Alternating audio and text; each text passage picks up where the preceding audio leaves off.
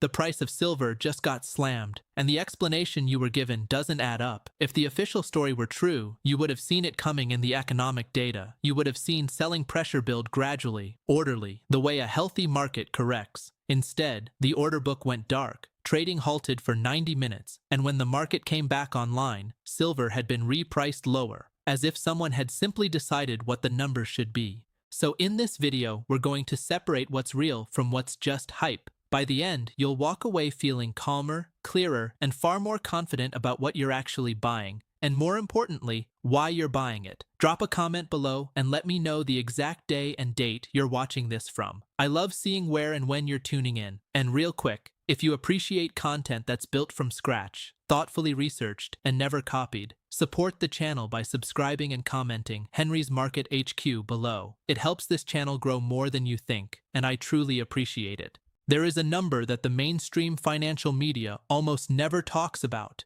and that number is the ratio between paper silver contracts and the physical metal that actually exists in COMEX registered vaults. Right now, that ratio sits at levels that would have seemed impossible to most market participants just a decade ago. For every single ounce of physical silver sitting in a COMEX registered vault, there are dozens upon dozens of paper claims, futures contracts, swaps, synthetic positions, all asserting some form of ownership over metal that cannot possibly be delivered to all of them simultaneously. This is not a fringe theory circulated on obscure financial forums. This is publicly available data that anyone with the patience to read CME Group's own daily vault reports can verify for themselves, line by line, vault by vault. And yet, despite that data sitting in plain sight, the vast majority of retail investors have never once looked at it. They watch the spot price tick up or down on their brokerage app and assume that number reflects something real, some genuine functioning balance between buyers who want silver and sellers who have it ready to deliver. What actually drives the spot price on most trading days is a pool of paper contracts so enormous and so structurally disconnected from physical reality that the quoted price has become less a reflection of true supply and demand, and more a reflection of what the largest derivatives participants want it to be on any given session.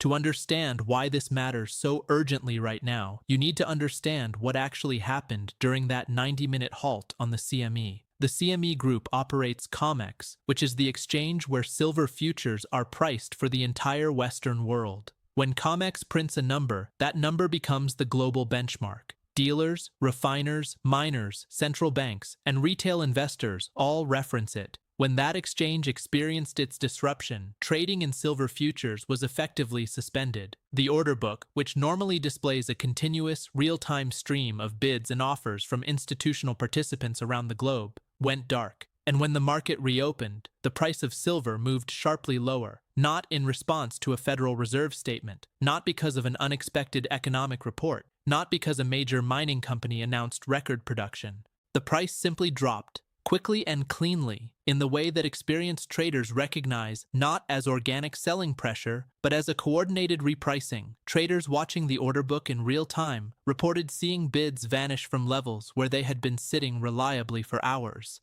disappearing before the official halt was even announced. When the market came back online, those bids did not return. The silver price had been reset at a lower level, and the conditions that had supported the previous price were simply gone. Now, a fair-minded person will point out that exchanges do experience technical disruptions. Systems go offline. Matching engines develop faults. Circuit breakers activate. These things happen, and pretending otherwise would be intellectually dishonest. But the reason this specific event demands closer examination is the context surrounding it. Because at the precise moment that COMEX silver was going dark and being repriced lower in New York, the Shanghai Futures Exchange was telling a completely different story. Shanghai handles physical silver delivery in China, meaning real bars of metal changing hands, not paper promises being rolled forward into the next month. Physical silver premiums in Shanghai were elevated above the global spot price. Buyers were actively paying more to secure real, tangible metal.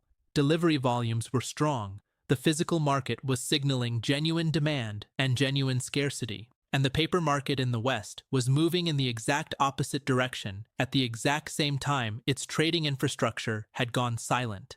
This divergence between Eastern physical markets and Western paper markets is not a new phenomenon. It has been building patiently for years, session by session, as COMEX registered silver inventories have declined. The registered category is the metal formally certified for delivery against open futures contracts, the silver that is, at least theoretically, available to any contract holder who chooses to stand for physical settlement rather than rolling their position. That registered inventory number has been falling, not collapsing dramatically in a single session, but declining in a persistent, directional trend that tells a clear story to anyone willing to read it. Metal is leaving the system, deliveries are being made, and the replacement flow of newly certified silver entering the registered category has not kept pace.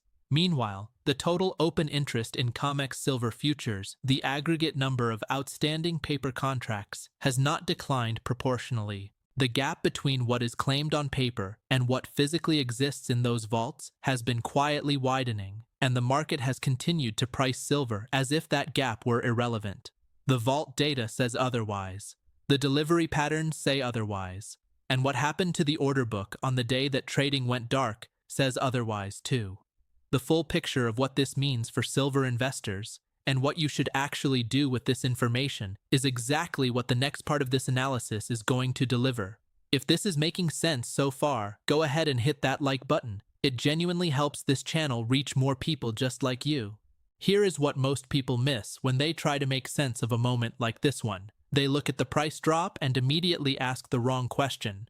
They ask whether silver is going lower, when the question they should be asking is whether that price movement reflects the real world of physical silver supply and demand at all. Those are two fundamentally different questions, and the answer to the second one changes everything about how you interpret the first. Because if the decline was driven by genuine sellers, mining companies hedging future production, industrial manufacturers locking in supply costs, long-term investors rotating out of precious metals into higher-yielding assets, then that drop carries real market information. It tells you something true about the balance of buyers and sellers in a functioning price discovery system. But if the decline was driven primarily by the mechanics of a paper market experiencing a liquidity disruption, then the price move carries almost no fundamental information whatsoever. It tells you about the internal plumbing of a derivative system, not about the value of actual silver sitting in an actual vault. The COMEX delivery mechanism is something most retail investors have never needed to think about carefully, because under normal circumstances it operates quietly in the background, and the price it produces feels close enough to fair. Futures contracts get settled, positions get rolled forward into the next expiry, and the spot price moves in ways that generally track the broader macroeconomic environment.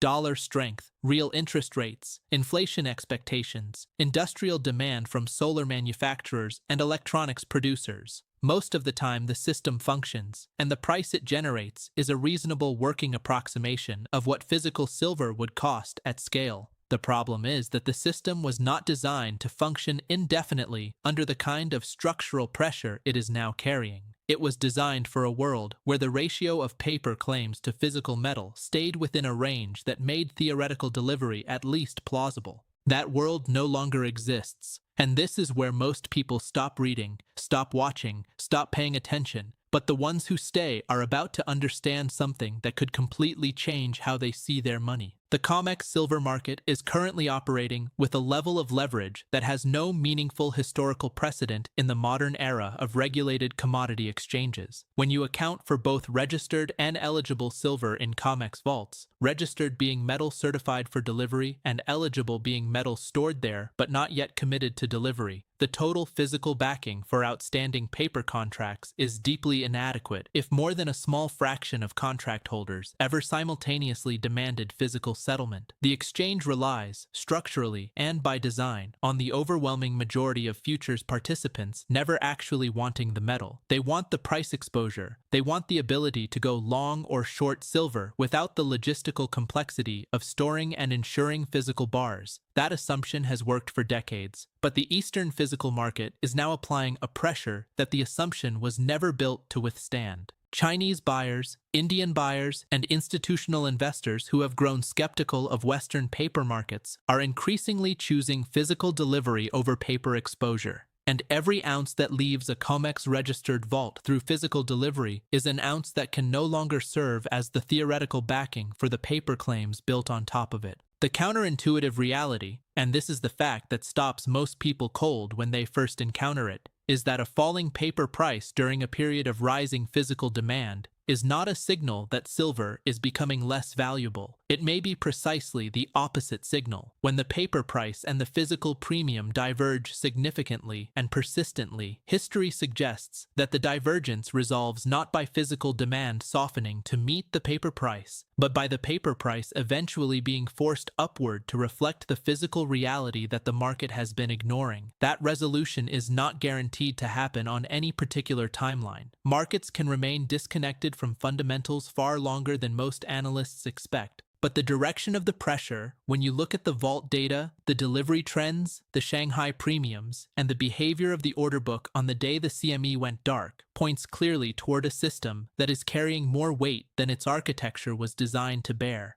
The question is not whether that tension will eventually resolve. The question is whether you understand what side of that resolution you want to be positioned on before it happens. So, let's bring this down to something concrete and actionable, because understanding the structural problem is only useful if it changes how you make decisions. The resolution you have been waiting for throughout this analysis is actually straightforward once you separate the noise of short-term price action from the signal of long-term structural reality. Silver, viewed purely through the lens of its paper price on any given day, can look volatile, confusing, and impossible to time. Viewed through the lens of the physical supply and demand dynamics that the paper market has been suppressing, it looks very different, and the way you position yourself to benefit from that difference comes down to a few specific disciplined choices that have nothing to do with speculation and everything to do with sound financial thinking. The first step is to get honest about what you actually own when you own silver. If your silver exposure is entirely through an ETF, a futures contract, or a mining stock, you do not own silver. You own a financial instrument whose value is derived from the paper price of silver, which, as this entire analysis has shown, is a price that can be moved, halted, and reset by players whose interests may have nothing to do with giving you a fair return. That does not mean those instruments have no place in a portfolio. It means you need to understand exactly what you are holding and what risks you are actually carrying. An ETF that claims to hold physical silver may or may not be fully allocated. A futures contract gives you price exposure, but zero claim on a specific bar of metal unless you go through the delivery process. Knowing the difference is not a minor technical detail. It is the foundation of an informed investment decision. The second step is to build at least a core position in verified, allocated physical silver if precious metals belong in your financial plan at all. This does not mean converting your entire savings into silver bars stored under your mattress. It means that if you believe silver has a role to play in protecting your purchasing power over time, and the structural data makes a compelling case that it does, then some portion of that exposure should be in a form that cannot be rehypothecated, repriced by a derivatives market, or affected by a 90-minute trading halt. Allocated, segregated physical silver held through a reputable custodian, or physical coins and bars you hold directly, represent a fundamentally different kind of asset than a paper contract. When the divergence between paper and physical eventually forces a repricing, allocated physical metal participates in that repricing in a way that purely paper exposure may not. The third step is to stop letting short-term price volatility override your long-term analysis. This is the hardest step for most people because our emotional response to seeing a price drop is immediate and visceral. The price went down, that means it's worth less, which means we were wrong, which means we should sell.